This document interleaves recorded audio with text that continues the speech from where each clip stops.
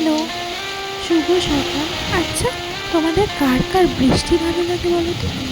আমার তো বেশ লাগে, কিন্তু রোজ বৃষ্টিটা একেবারেই গ্রহণযোগ্য না। কিন্তু মাঝে মাঝে এইরকম হঠাৎ করে বৃষ্টির উকিঝুঁকি বেশ ভালো লাগে।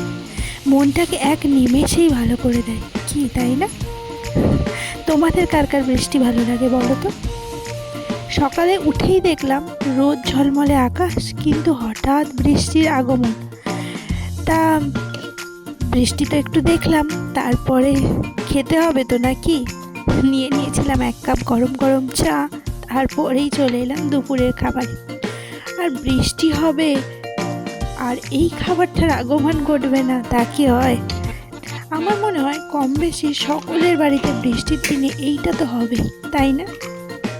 তো যাই হোক, আমরাও ব্যতিক্রম নয় কিন্তু।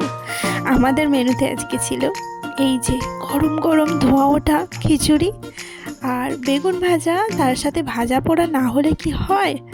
আর ছিল কুমড়োর পকোড়া আর পেঁয়াজ আর লেবু। খিচুড়ির সাথে লেবু কে কে খাও বলো তো আমার মতো? আমার তো বেশ লাগে। তবে যাই হোক, এই ছিল খিচুড়ির ফাইনাল লুক। তোমাদের কার কার কী হলো জানাতে বলো।